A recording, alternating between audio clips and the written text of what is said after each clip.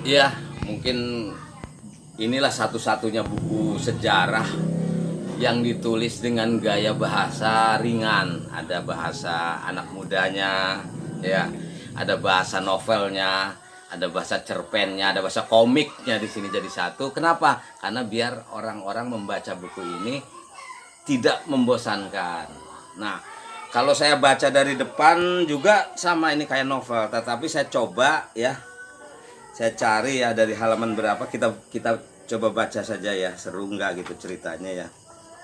Ntar kita baca dulu, saya juga baru buka ini kan baru dari percetakan, ini masih masih keras. Nah, ini halaman 271. Nah, ini halaman 271 aja nih. Jadi saya coba bacakan ya. Ah, halaman 271 buku Geger Cilegon atau Menelisik Jejak-jejak Sejarah. Intinya di sini nih semua peristiwa sejarah diungkap, dibongkar, dan spesifikasi untuk peristiwa Geger Cilegon sendiri diungkap di sini. Nah, ini saya ambil sedikit saja kita bacakan, dan saya murni membaca dari sini. Akan tetapi sekalipun Haji Marjuki telah meninggalkan medan perjuangan, namun pendirian Haji Wasid tetap tak tergoyahkan dan penyerangan tetap dilaksanakan. Sekali layar terkembang bagi patriot sejati seperti Haji Wasid pantang surut ke belakang. Dan ketika genderang perang ditabuh, para pejabat pamong praja sontak berlarian menyelamatkan diri masing-masing. Namun nampaknya upaya untuk menyelamatkan diri pada hari itu bukanlah sesuatu yang gampang. Hari itu tak ada tempat yang aman untuk bersembunyi, tak ada kesempatan untuk menyelamatkan diri karena maut telah mengintai di mana-mana. Tiada harapan untuk bisa melawan selain hanya menunggu datangnya lonceng kematian, di mana setiap jengkal tanah mendadak berubah menjadi arena pembantaian seperti yang akan kita saksikan berikut ini. Serombongan kaum pemberontak yang dipimpin oleh Kiai Usman dari Tunggak sedang bergerak dari perempatan Gardu Pasar Jombang Wetan menuju ke salah satu rumah yang posisinya berada di sebelah barat alun-alun Kawedanaan Cilegon.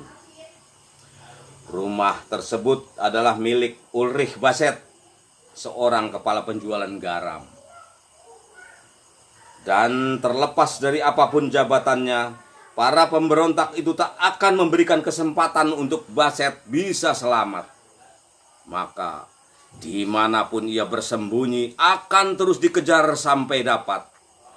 Rumah Baset pun digeledah, namun sudah dalam keadaan kosong karena seluruh penghuninya sudah menyelamatkan diri dan bersembunyi di rumahnya Ramidin, salah satu rumah yang terletak di Jombang Tangsi.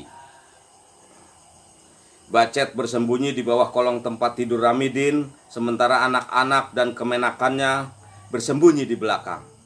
Setelah kaum pemberontak mengetahui bahwa Bacet dan anggota keluarganya sedang bersembunyi di rumah Ramidin, kemudian pintu rumah itu pun didobrak.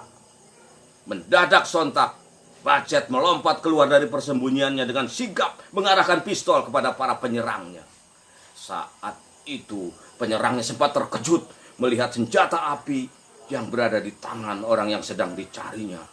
Namun sebelum sempat mereka melangkah mundur, kesempatan itu pun tak disia-siakan oleh Bacet. Lantas terdengar 2 kali suara tembakan seiring dengan 2 butir peluru yang melayang tepat mengenai sasarannya. Sebutir peluru menewaskan Sadik dari Pecek dan roboh seketika itu juga. Sementara sebutir peluru lainnya menghantam tepat mengenai kedua mata Kimbu dari Beji yang kemudian terpelanting keluar. Ketika Bacet akan mengarahkan pistolnya kepada orang yang berada di samping kirinya, secepat kilat terlihat salah seorang mendaratkan tendangannya ke pangkal lengan Bacet dari arah samping kanannya. Lalu pistol pun terpental dan Bacet, sebentar saya buka halaman lagi ya karena harus dibuka, terpelanting di lantai.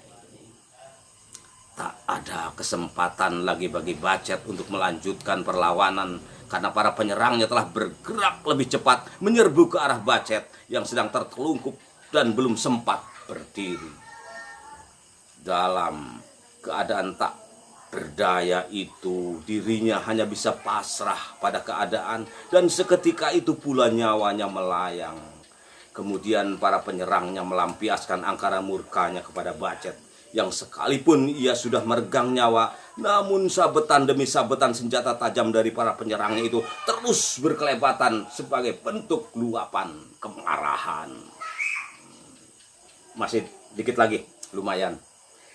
Hal ini bisa dimaklumi karena Bacet telah merobohkan dua rekan mereka. Dalam suasana ipruh seperti itu, nasib anak-anaknya terselamatkan. Anak-anak perhatiannya karena semuanya sedang terhanyut dalam pelampiasan kemarahan kepada orang yang telah merenggut nyawa mereka. Setelah mereka puas melampiaskan emosi serta mencaci maki jasad yang sudah tidak bernyawa itu, mereka pun pergi meninggalkan rumah Ramidin. Dan untuk sementara waktu, Mary Bacet, Agus Bacet, anak Carter Fisher masih tetap berada di sana.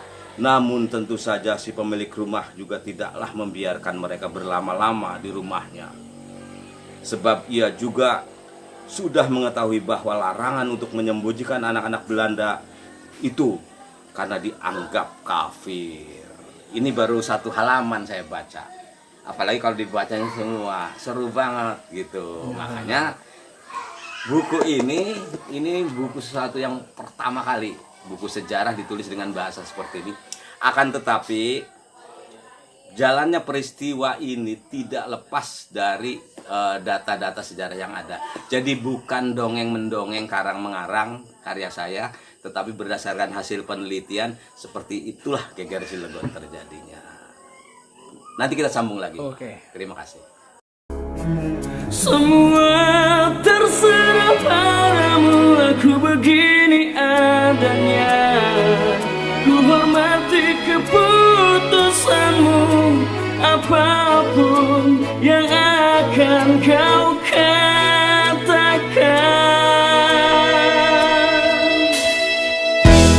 Ketika pertama ku jumpa denganmu, bukankah pernah ku tanyakan padamu, kasih takkan kecewakah